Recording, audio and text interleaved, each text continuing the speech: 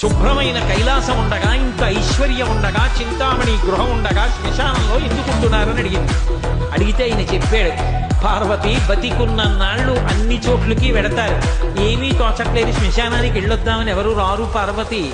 నేనంతవాణ్ణంటాడు, పొడుగ్గా ఉన్నానంటాడు, చల్లగా ఉన్నానంటాడు, పండితుణ్ణంటాడు, పద్యాలు నాకు నోటికొచ్చంటాడు, ఉపన్యాసం చెప్పగలనంటాడు, నాకు పాటలొచ్చంటాడు, నేను నాట్యం చేస్తానంటాడు, నేను అధికారినంటాడు, నా దగ్గర డబ్బు ఉందంటాడు, నేను పాట పాడగలనంటాడు. ఇన్ని ఉన్నాయనుకున్న వాడిలోంచి ఊపిరి బయటికి వెళ్ళిపోయిన తరువాత వాడిని తీసుకెళ్లి 4 కొత్త కర్రల మీద పడుకోబెట్టి చాప చుట్టి తాడు కట్టి పైన నూలుబట్ట కప్పి తీసుకొచ్చి అన్నీ తీసేసి కర్రల మీద పడుకోబెట్టి కాల్చేస్తుంటే జీవుడు లేచి నిలబడి పుర్రె పగిలిపోయిన తరువాత కన్న కొడుకు కూడా స్నానం చేసి వెళ్ళిపోతుంటే చీకటి పడిపోయాక, అయ్య బాబోయ్ చుట్టూ ఉగ్రభూతాలు, నా వాళ్ళన్న వాళ్ళు లేరు, వీళ్ళని నమ్ముకున్నాను, ఒక్కడు లేడని ఏడుస్తుంటే నేనున్నాను రా అని చెప్పడానికి నేను కూడా లేకపోతే చచ్చిన వాడు 1000 మాటలు చచ్చిపోతాడని అక్కడ ఉన్నాను పార్వతి.